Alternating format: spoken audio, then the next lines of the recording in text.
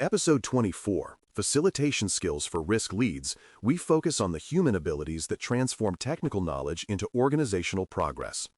Facilitation multiplies expertise by creating environments where ideas surface, connect, and mature into decisions.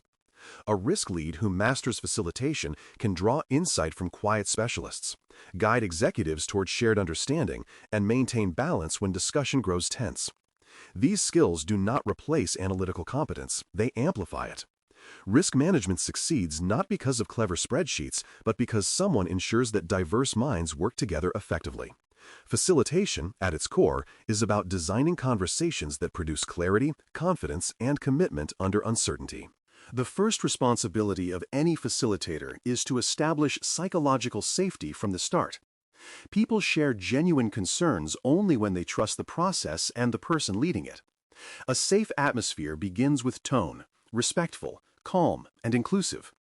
It is reinforced by explicit permission, encouraging questions, acknowledging differing views, and thanking contributions rather than judging them. Simple habits like using open body language, introducing participants by name, and clarifying that no idea will be ridiculed create conditions where truth can emerge. Psychological safety is not softness. It is the foundation for honest discussion about risk, where candor outweighs caution. Good facilitation relies on asking open, neutral, and probing questions that expand understanding instead of narrowing it.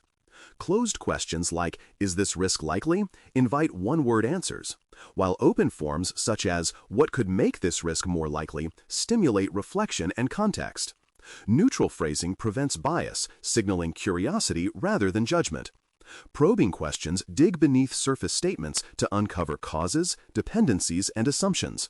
The best facilitators treat questioning as exploration, guiding others to discover their own reasoning. Each well-placed question becomes a mirror that helps the group see its thinking more clearly. Active listening transforms dialogue into learning. It is more than staying silent while others speak. It involves reflecting, summarizing, and validating understanding. When a participant describes a complex issue, the facilitator might restate it briefly. "So, if I understand, the concern is that supplier turnover may affect quality assurance." This confirms comprehension and invites correction if needed.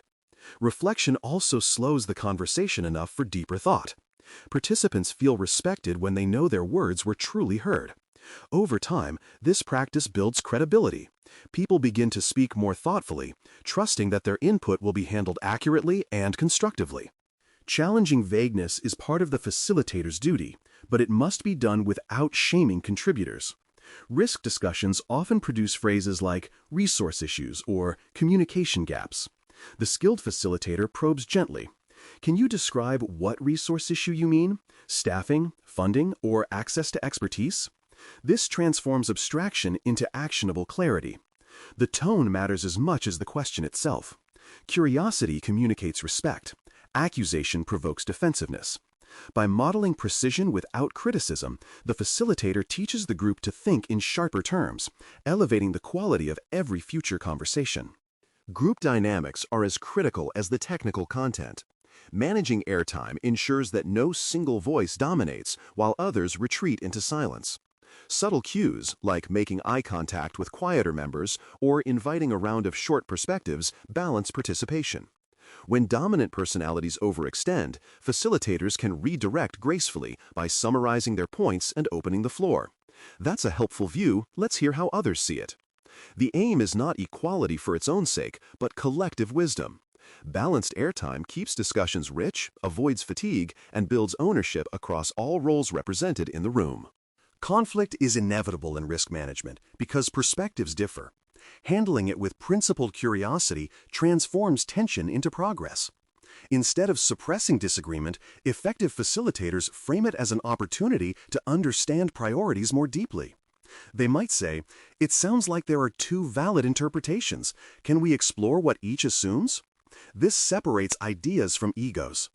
Maintaining calm body language and steady tone signals that conflict is manageable, not threatening. When participants see disagreement handled with respect, they become more willing to voice future concerns early, precisely when such honesty is most valuable for managing risk. Silence, used strategically, can be as powerful as speech. After asking a challenging question or summarizing a complex idea, a moment of quiet invites reflection. Many facilitators rush to fill pauses, robbing participants of the time needed to think. Intentional silence signals patience and confidence.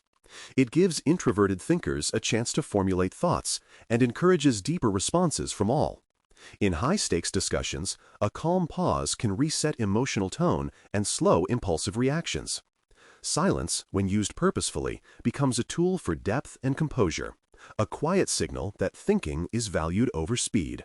Visual capture helps maintain focus and memory throughout the session. Writing key phrases on a board or digital canvas allows participants to see their ideas represented immediately. This visibility reduces repetition and reinforces shared understanding. It also anchors abstract discussion to something tangible, helping groups track connections and progress. The facilitator does not need artistic skill. Clarity matters more than aesthetics. Even simple diagrams can transform complexity into coherence.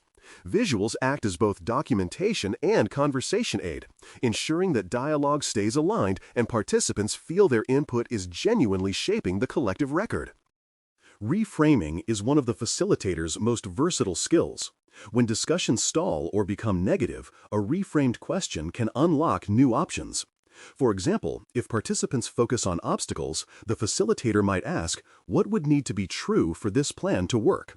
This shift moves minds from criticism to creativity. Reframing also applies to language, changing "we can't control that risk" to "what can we influence even partially" keeps momentum alive. The ability to reframe without dismissing concerns demonstrates leadership through perspective. It helps teams see problems as systems with multiple angles, not fixed walls. Every discussion generates tangents, ideas valuable in themselves but outside immediate scope. Deciding when to park them is essential to maintaining momentum.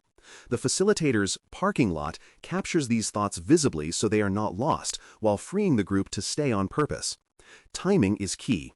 Too rigid and creativity suffocates, too loose and the session drifts. Experienced facilitators read the group's energy and know when curiosity becomes distraction. Parking is not rejection, it is deferred attention. By acknowledging ideas rather than silencing them, facilitators keep engagement high without sacrificing structure. Closing loops and confirming commitments transforms talk into action. Before ending any session, facilitators summarize key points, validate agreements, and ensure everyone knows next steps.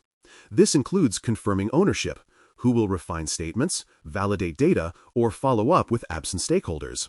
A concise recap cements shared understanding and prevents assumptions from hardening into confusion. Ending clearly also models accountability. Participants leave with confidence that their time produced tangible results and that progress will continue beyond the room. The close is not administrative. It is the moment where collaboration becomes continuity. Facilitation skill matures through reflection and feedback.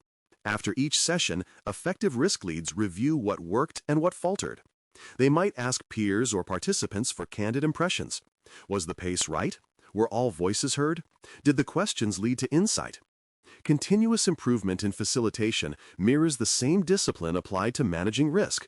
Observe, evaluate, adapt. Over time, self-awareness refines instinct, and instinct refines craft. Seeking feedback is not weakness. It is the hallmark of professionals committed to excellence in communication as much as analysis. Practice turns facilitation tools into craft. Every question asked, pause held, or tension managed teaches something new about human behavior under uncertainty. A risk lead who treats facilitation as a living skill, not a checklist, builds influence that extends beyond process into culture. When people experience conversations led with clarity, fairness, and curiosity, they begin to emulate those habits themselves. Over time, facilitation becomes contagious, spreading thoughtful dialogue across teams. That is the ultimate success, a culture where risk discussions are not feared but valued, where communication itself becomes a form of resilience. Thanks for listening. For more audio courses, daily newsletters, and more, please visit baremetalcyber.com.